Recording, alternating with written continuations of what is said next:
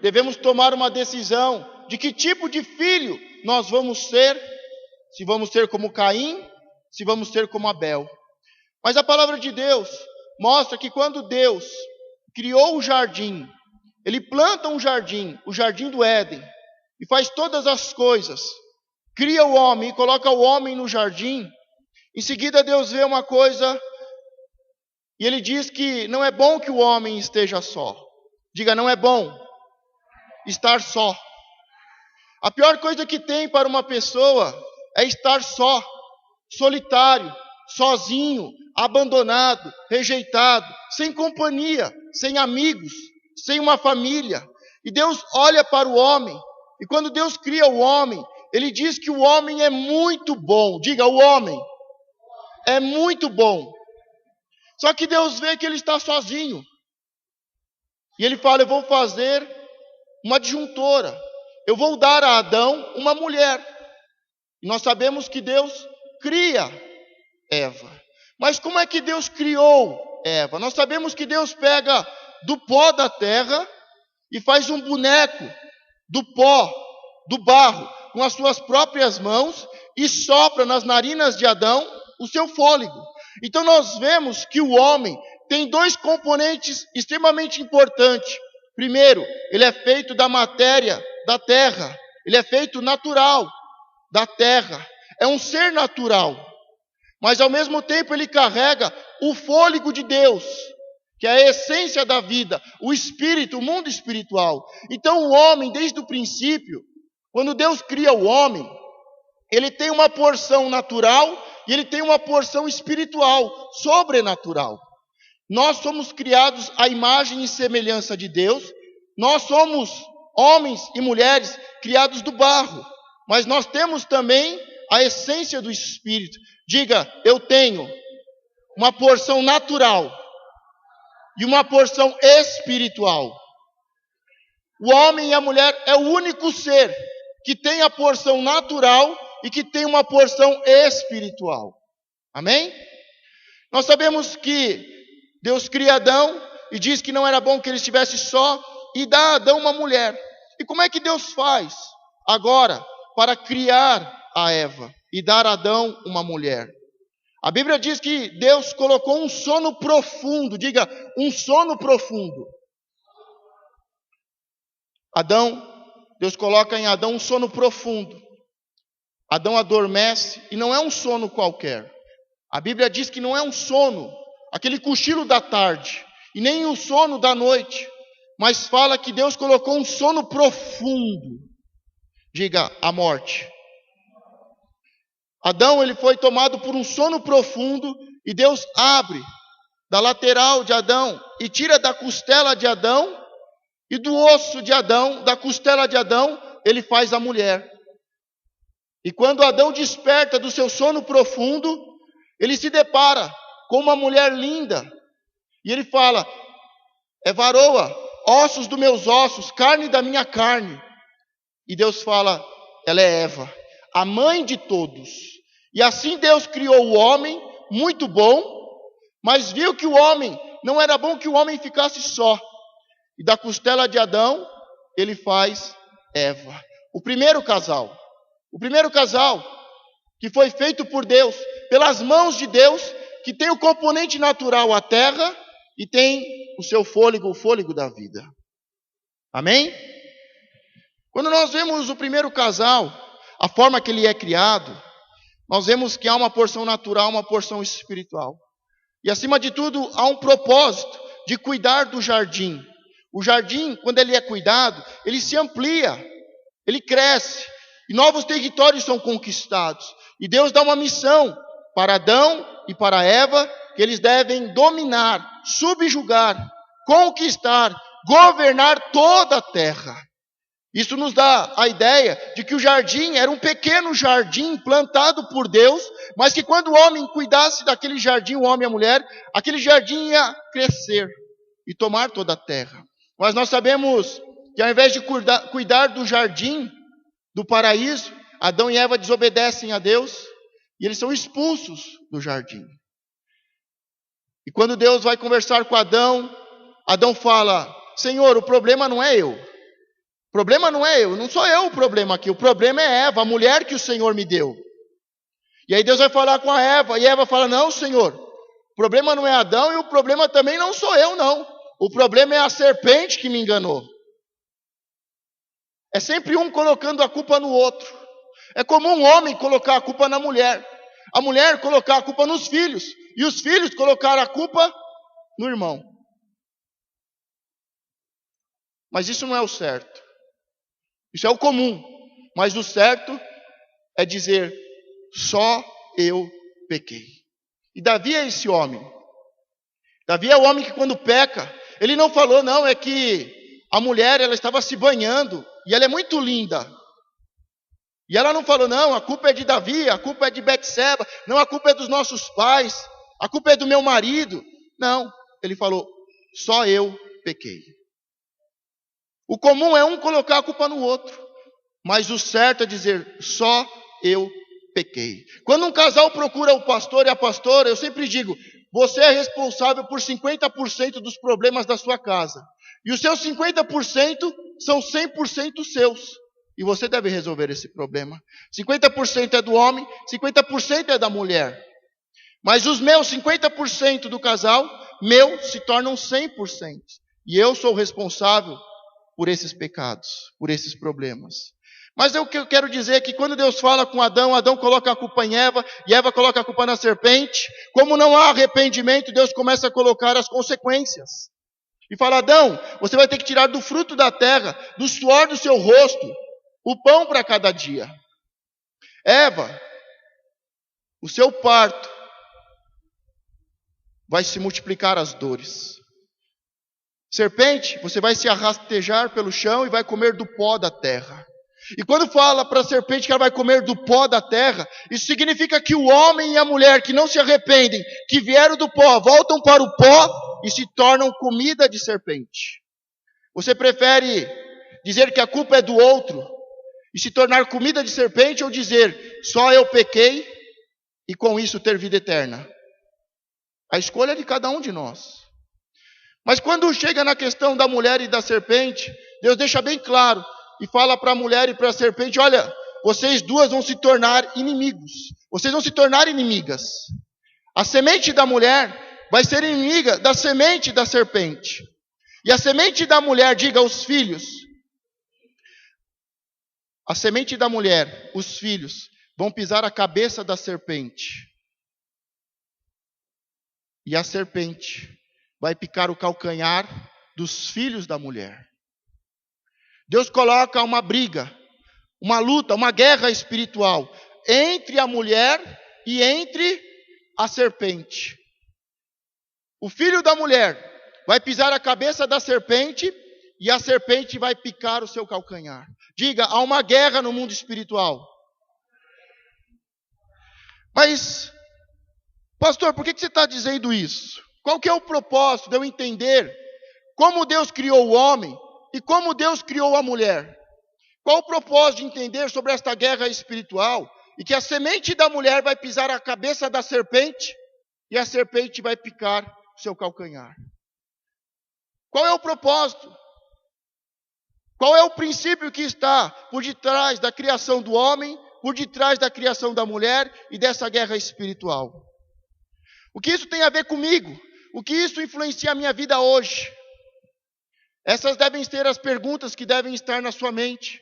Porque nós não estamos aqui contando histórias. A história de Adão e Eva não é uma simples história, mas são princípios eternos que eu tenho que entender que Deus criou o homem e a mulher à sua imagem e à sua semelhança. O homem e a mulher pecaram, foram expulsos do paraíso. E há uma guerra espiritual entre os filhos da mulher e a serpente. O homem, Adão, o primeiro Adão e Eva. O primeiro homem cai em um sono profundo e da sua costela é criado a mulher. Amém? Vamos à parte importante e às conclusões para que você possa entender os princípios que estão por detrás. O que eu quero que você entenda é que quando a Bíblia fala de homem, está falando de líderes. Toda vez que você ver um nome na Bíblia que fala de homem, está falando de um líder. de um pastor, de um pai, de um governador.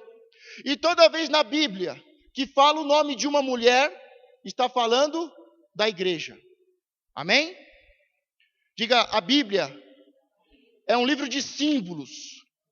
Eu queria aqui aproveitar para que você entendesse qual é a diferença nossa para os demais animais. Qual é a diferença do homem para o macaco? Com certeza os seus professores te ensinaram, e eu também tinha aprendido desta forma, de que a diferença do homem para os demais animais, por exemplo, do homem para o macaco, que é o animal mais próximo do homem, mais parecido com o homem, é que o homem é um ser racional. E os animais, eles não pensam, eles não têm sentimentos. Mas qualquer pessoa que observa os animais, vai perceber que os animais têm raciocínio. Não tão evoluído quanto dos homens, quanto os nossos. Que os animais possuem sentimentos. Não tão apurado quanto o nosso. Mas todos os animais, eles possuem um raciocínio e eles possuem sentimentos. Então, esta não é a diferença do homem para os demais animais. Então, pergunta para mim, pastor, qual é a diferença minha entre eu e os outros animais? Pergunta para mim, pastor, qual é a diferença? Você quer saber qual é a diferença? Quantos querem saber qual é a diferença? Quantos já sabem? Quantos já sabem qual é a diferença? 2 pessoas já sabem qual é a diferença. Amém? Quando eu souber, eu te falo. A única diferença entre o homem e os demais animais, porque os outros animais foram criados pelo poder e a palavra de Deus. O homem foi criado do pó e recebeu o fôlego de Deus. O homem não é o único animal, ou único ser inteligente e que possui sentimentos. Os animais também possuem. A maior diferença que existe entre os homens e as mulheres para os outros animais é que o homem é o único ser desta terra que é um ser simbólico. Diga, um ser simbólico. O homem é o único animal que desde o tempo que vivia nas cavernas, ele ia lá e pintava nas paredes da caverna. E ele colocava um animal grande, e ele desenhava um homem correndo. E nós hoje, passados muitos anos, nós sabemos que um animal grande estava perseguindo um homem. E nós vemos em outro desenho, um animal grande sendo cercado por muitos homens e sendo abatido para que virasse comida para suas famílias. Quando eu faço assim, o que você pensa? Na cruz, não é isso? Quando você vê o sinal do peixe, você sabe que o sinal do peixe é o sinal do cristianismo. Quando você olha o pão e o suco de uva na mesa, o que você pensa? O corpo e o sangue de Cristo. Quando você vê na camisa de umas pessoas aqui, aquele cavalinho, você sabe que é uma marca muito famosa e muito cara. Não é isso? Então nós, seres humanos, somos os únicos que somos seres simbólicos. Quando eu vejo uma cruz, a cruz é o símbolo da morte e ressurreição de Cristo. O pão e o suco de uva é um símbolo da morte e ressurreição até que ele volte. Diga, ele vai voltar. Quando eu vejo um peixe, é um sinal de um grupo, de uma comunidade, de muitos cristãos. Quando eu entrego flores para uma pessoa, é o símbolo do amor. O homem é o único animal que faz isso. Nenhum animal, por mais que seja inteligente, por mais que possua grandes raciocínios lógicos, ele não consegue criar nenhum símbolo. Nenhum animal, até hoje, desenhou nas paredes de uma caverna. Nenhum animal desenhou ou escreveu uma história. O homem é o único ser que faz símbolos, desenhos, estabelece a escrita e conta uma história. Vocês entenderam a diferença do homem para os demais animais? Então nós não somos uma evolução. Nós não somos uma evolução E nós não somos iguais aos animais. Os animais foram criados pelo poder da palavra de Deus. E eu e você fomos criados pelas mãos de Deus, que moldou o barro e deu fôlego de vida. E todos os animais possuem um nível baixo ou um nível muito elevado de raciocínio lógico, são inteligentes, possuem sentimentos. Mas eu e você somos os únicos que escrevemos e que fazemos símbolos. A escrita é toda símbolos. O alfabeto, junta-se as palavras, as letras, forma-se frases, escreve uma história. Diga, eu sou o único ser simbólico. Jesus usou muitos símbolos. Os lírios do campo, o sol, a ovelha, tudo isso são símbolos. Quando eu falo ovelha, o que você lembra? O que você sabe? Que nós somos ovelhas de Deus. E que a ovelha é mansa, é dócil. Amém?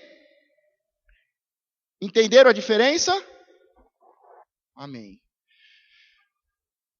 Quando eles saem do paraíso, Deus estabelece uma guerra.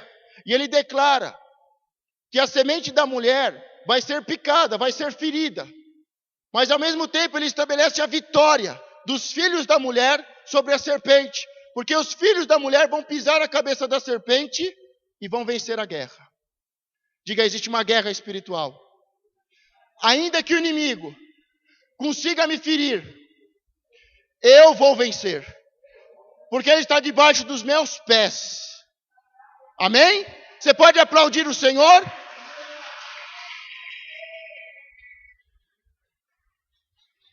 O homem é um símbolo de líder. Lembram? A mulher é o símbolo da igreja. Toda vez que falar de uma mulher, está falando de nós, a igreja de Cristo. E Deus fala para Eva, a mulher, a igreja, a primeira igreja, a mãe de todos, diz que o filho dela vai esmagar a cabeça da serpente. Eu queria agora falar para vocês do segundo Adão. Falamos do Adão, do primeiro Adão, e nós sabemos que o segundo Adão, quem é o segundo Adão? Jesus Cristo. Na verdade, só existem dois homens, dois líderes sobre a terra, aos olhos de Deus. O primeiro Adão é o nosso pai natural, que nos levou ao pecado. Ah, bom, pastor, é bom você falar isso, porque eu não aceito. Como é que eu nem conhecia Adão, como é que ele peca e eu tenho que sofrer as consequências? Quem acha isso injusto? Só eu? Não é certo. Deus, não é certo. Eu nem conhecia esse tal de Adão, esse primeiro pai, essa Eva, essa primeira mãe, os nossos pais naturais que pecaram. E por causa deles, eu tenho que viver uma vida de consequências. Isso não é justo, não fui eu que pequei, foram eles. Diga, não é justo. Mas da mesma forma que Deus estabelece um princípio em que o pecado entrou sobre toda a humanidade, Ele estabelece o mesmo princípio para que a salvação entre para toda a humanidade. Porque o primeiro Adão pecou, e por causa do seu pecado todos os homens são pecadores. Mas quando vem o segundo Adão, Jesus Cristo, Ele morre na cruz, leva os pecados, e por causa da sua morte e da sua ressurreição, o segundo Adão nos dá salvação. Quando a gente olha só sobre o primeiro Adão, a gente acha injusto. Ele pecou e eu sou condenado. Mas quando nós olhamos para o segundo Adão, Jesus Cristo, ele morre no meu lugar e eu sou salvo. Vocês acham isso justo? Mas é um princípio. O primeiro Adão pecou e todos nós somos pecadores. O segundo Adão levou o pecado e nos deu salvação. Diga, eu tenho salvação hoje, por causa de Jesus Cristo. Então, da mesma forma que o primeiro Adão pecou, e todos são pecadores, quando o segundo Adão, ele vence a morte, todos nós temos direito à vida eterna. Pode não parecer justo o primeiro Adão, mas o segundo também, se nós formos olhar, não parece justo, porque o certo era para que eu estivesse na cruz, e não Jesus. Mas ele tomou todos os pecados para que eu fosse salvo. E eu quero agora falar do segundo Adão, porque o segundo Adão também tem uma noiva, também tem uma mulher, da mesma forma que o primeiro Adão teve uma noiva, uma mulher, Eva. Jesus Cristo também tem uma noiva, uma mulher. Quem sabe o nome da noiva de Jesus, a mulher de Jesus? Qual? Igreja. Como é que ela nasceu? Quando é que ela surge? Quando é que a noiva de Cristo aparece? Sabemos que o primeiro Adão, ele cai em um sono profundo, e Deus tira da sua costela e faz Eva. Agora nós vamos ver o segundo Adão, Jesus Cristo, diga, na cruz, em um sono profundo. Diga de novo, Jesus Cristo, na cruz, em um sono profundo. Quando Jesus Cristo na cruz, ele diz: Pai, nas tuas mãos eu entrego o meu espírito. E ele entra em um sono profundo, a morte. E ele venceu a morte ao terceiro dia. Mas em seguida, o centurião e mais um soldado vão verificar se ele está morto ou não. E ele é transpassado por uma lança, aqui do lado, no mesmo lugar que o primeiro Adão. Aqui nas costelas, ele é transpassado com uma lança. E a palavra diz que quando ele é transpassado, cai muita água e muito sangue. Diga, a noiva de Cristo, ela é feita de água e de sangue. A noiva do primeiro Adão era feita dos ossos. A noiva de Cristo, ela é feita de águas, muitas águas e muito sangue de Cristo. Isso significa que a igreja, a noiva de Cristo, ela deve ser lavada e remida no sangue do Cordeiro. Se ela não tem água para saciar a sede, se ela não tem água para lavar, e lavar o povo da sujeira e da imundície, se ela não tem sangue, salvador e redentor, ela não é a igreja, ela não é a noiva de Cristo. E eu quero saber se neste lugar Deus tem saciado a sua sede. Se neste lugar tem sido pregado a palavra de Deus, que é a palavra da verdade. Se neste lugar tem sido liberado uma palavra, que é espírito e que é vida, que é água, que sacia a sede. Ou você continua com sede, como a mulher do poço. Jesus diz a ela: se você beber da minha água, nunca mais você vai ter sede. Mas tem muitas pessoas que não conseguem ser saciados. Vão de igreja em igreja, estudam, são pesquisadores, filósofos, mas nada sacia a sua sede, nada sacia o seu conhecimento, a sua alma, o seu espírito. Mas a água de Jesus é tão simples, é tão pura, é tão transparente, e quando nós bebemos da água de Cristo, não sentimos mais sede. Eu não preciso mais ficar fugindo, correndo, procurando, estudando. Eu tenho a água que sacia a minha alma, o meu espírito. Eu quero saber se neste lugar tem tido o sangue que lava, que redime do pecado. Porque se não for a igreja de Cristo, a noiva de Cristo, ela é composta de água, que sacia a sede, que limpa, que purifica, que lança fora os pecados, que redime do pecado e que dá vida e vida em abundância. Você tem recebido isso aqui nesse lugar? Diga então: eu faço parte. Diga: eu sou a noiva de Cristo. E nesse momento, Jesus na cruz, em que ele é transpassado, a igreja de Cristo, a verdadeira igreja, que não é uma placa, que não é uma denominação, mas que é água e sangue, que sacia, que limpa, que redime e que salva, e que dá vida eterna. A igreja de Cristo nasce. A igreja de Cristo se manifesta. A igreja de Cristo é apresentada a todos os povos. E ao terceiro dia, Jesus ressuscita. Diga: é o filho da mulher que vai pisar na cabeça da serpente. Nós sabemos que quando Jesus foi para a cruz, a primeira coisa que ele teve que fazer foi pisar na cabeça da serpente. O filho da mulher, a semente da mulher, é Jesus Cristo. Ele pisa na cabeça da serpente, ele vence a morte. Só que ao mesmo tempo em que ele é crucificado, os seus pés, os seus calcanhares são feridos. E a palavra de Deus se cumpre, que a serpente picaria o seu calcanhar, mas que a semente da mulher pisaria a cabeça da serpente. Jesus Cristo foi ferido e levou todas as enfermidades, mas ele pisou a cabeça da serpente e venceu. Por isso nós somos mais do que vencedores e temos direito à vida e à vida eterna. Amém? Vocês estão entendendo que é da mulher que saem os filhos. É da semente da mulher que saem os filhos de Deus. Porque eu queria agora falar sobre duas grandes mulheres. Eu não sei se eu estou dificultando muito, mas o propósito é simplificar. E você que é muito mais do que inteligente e possui sentimentos, mas é um ser único, simbólico, entenda os símbolos da palavra de Deus quando Deus está falando. O propósito não é complicar. O propósito não é fazer uma aula de teologia. O propósito não é mostrar conhecimento, mas é que você entenda que o primeiro Adão foi criado por Deus, que o segundo Adão é a semente, a palavra de Deus, que é o poder e a autoridade para esmagar a cabeça da serpente. E que é da mulher, da semente da mulher, que saem os vencedores. Você quer ser mais do que vencedor? Então você tem que fazer parte da igreja, porque senão você não vai vencer.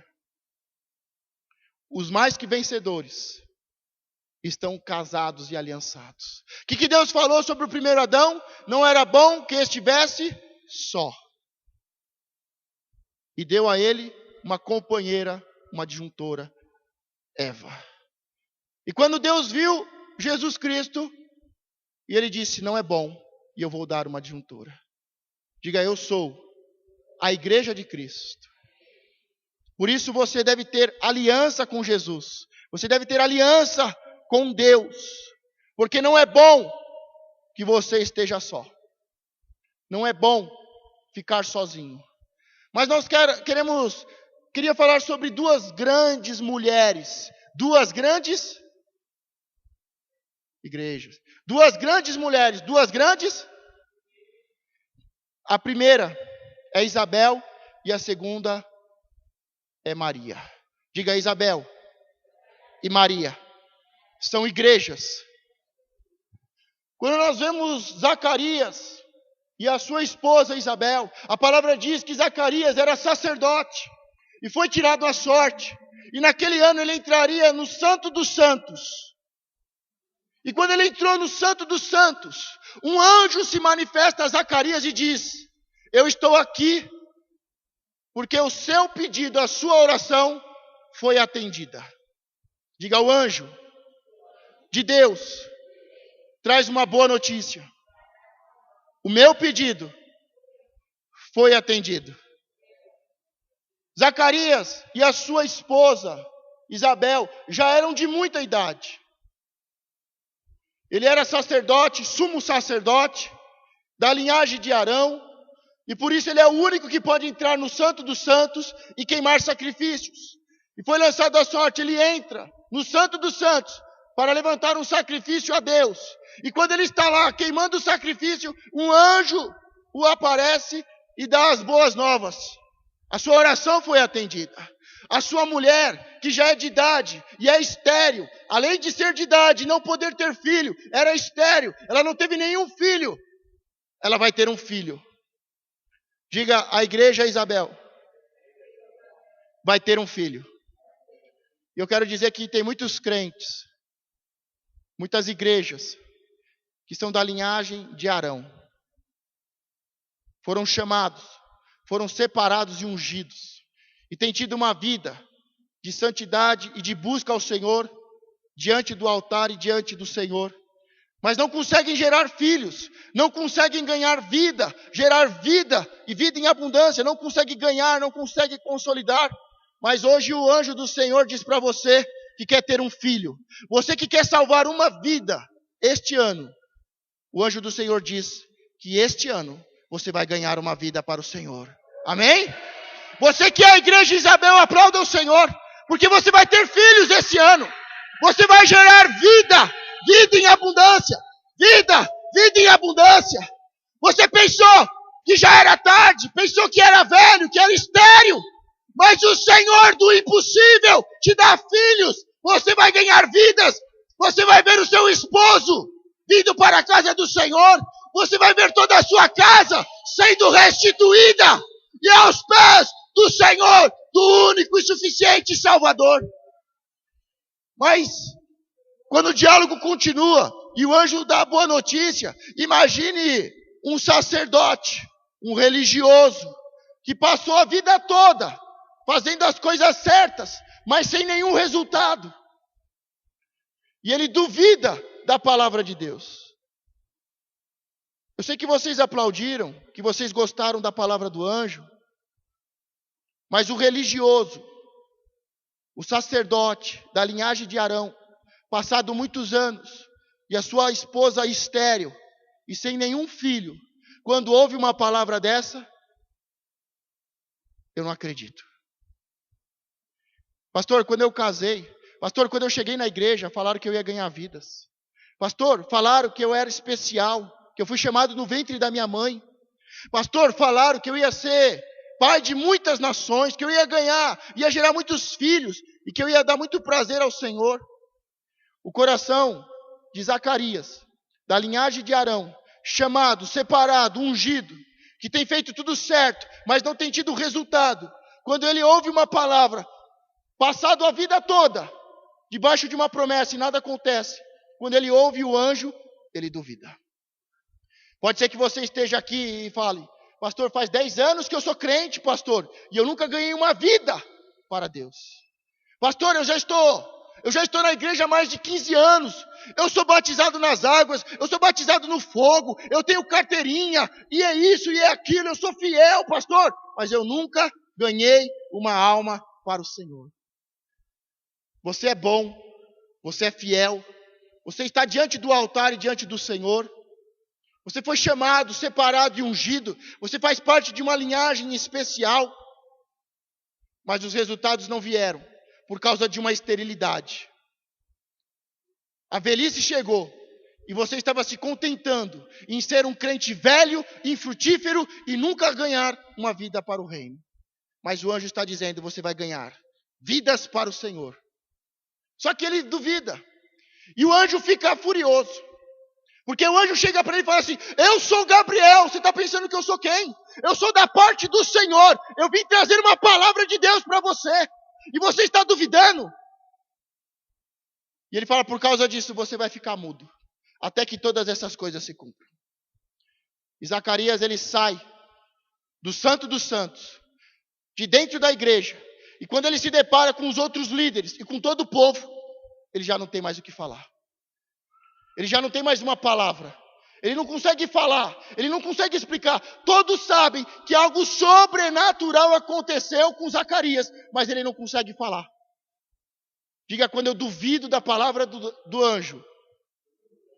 Diga mais forte, quando eu duvido da palavra do anjo, eu perco a palavra profética. É a fé na palavra do anjo. É a fé na palavra de Deus. É a fé na palavra revelada que te dá poder profético para falar de forma especial. Sabe por que você não tem conseguido orar e profetizar? Porque você tem estado com o coração cheio de dúvida. Mas, quando as coisas se cumprirem, a tua voz profética vai voltar. E quando a voz profética de Zacarias voltou, ele glorificou ao Senhor pelo filho que Deus lhe tinha dado.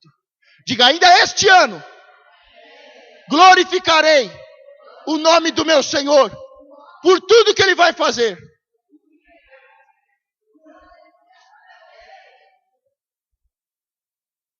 Deus está falando com a igreja. Deus está falando com a igreja velha.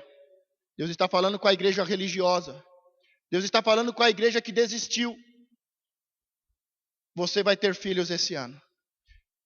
Você vai ganhar vidas para o Senhor ainda esse ano. Mas a segunda mulher, diga Maria, diga a segunda igreja. O anjo também se apresenta a ela. E Maria, diferente de Isabel, ela não está casada.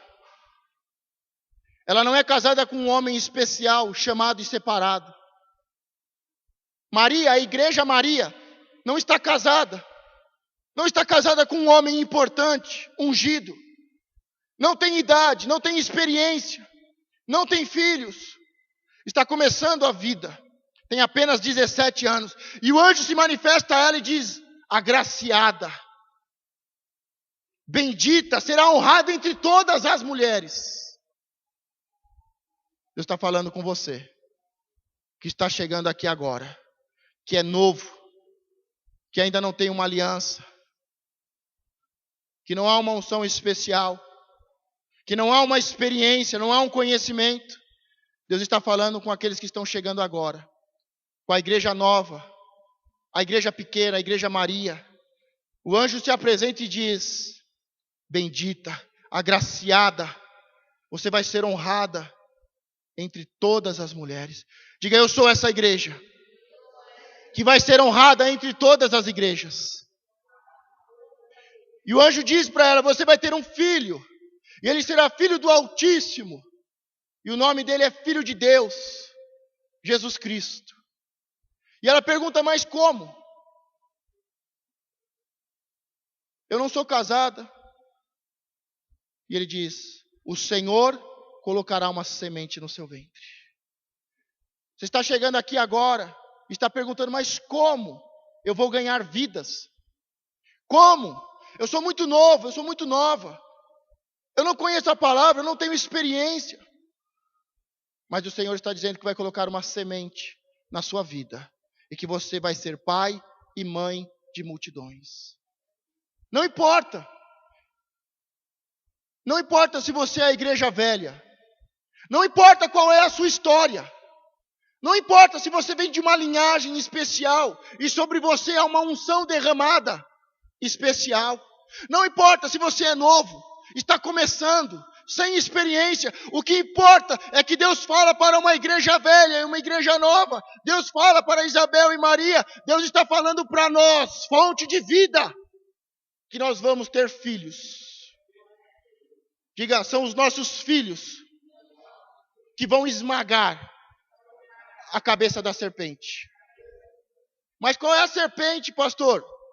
A serpente das drogas, a serpente da prostituição, a serpente do divórcio, a serpente da rebelião, a serpente das doenças, das enfermidades, a serpente da miséria, a serpente das brigas e contendas entre irmãos.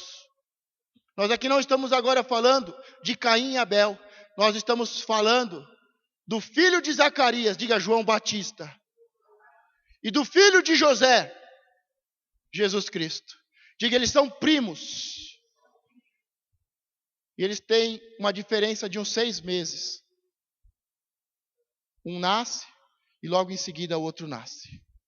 João Batista é a unção profética e Jesus é a unção apostólica. Nós somos uma igreja que se move no sobrenatural, na unção profética e na unção apostólica. O Senhor colocou esta palavra no meu espírito para que você fosse despertado, o seu entendimento fosse clareado, e você entendesse sobre o primeiro e o segundo Adão, e que você entendesse que a mulher é a igreja, e que a semente da igreja vai esmagar a cabeça da serpente, e que uma semente bendita é João Batista, e a outra semente é Jesus Cristo. E que o Senhor vai desatar sobre nós, no decorrer dessas semanas, uma unção profética e uma unção apostólica.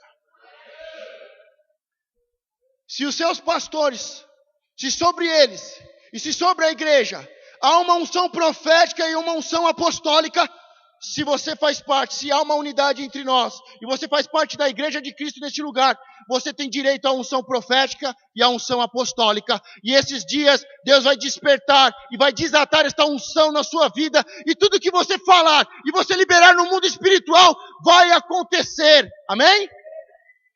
E a unção apostólica, para conquistar, governar, se relacionar bem com um coração de pai, com o coração de Deus. O louvor ainda cantou, um coração como o do Pai, um coração transformado.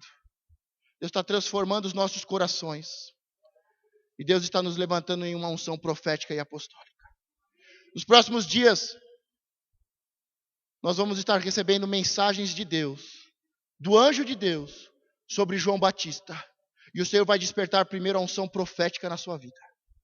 E todo profeta é meio doido, é meio louco, é selvagem, é intenso, é como João Batista, vive no deserto e transforma o deserto. Sabe por que Deus vai desatar a unção profética na sua vida?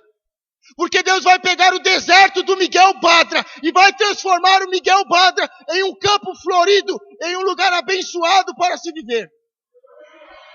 Tem muita gente que fala, pastor, eu estou passando pelo deserto. Muitas vezes nós pregamos, deserto tem começo, meio e fim. Mas ele tem fim quando Deus levanta uma voz profética, quando Deus levanta uma igreja, um povo profético como João Batista, que vai para o deserto e libera uma palavra de mudança e transformação, e transforma o deserto em mananciais, em águas, para que o povo seja batizado, para que haja frutos, para que haja crescimento, e um jardim seja estabelecido no deserto. Sua casa está um deserto, a sua vida está um deserto, o seu trabalho está um deserto, a sua vida ministerial, a sua vida financeira está um deserto. Não é hora de fugir do deserto, é hora de desatar a unção profética para transformar esse deserto em um manancial, onde há água e sangue. Se coloque de pé.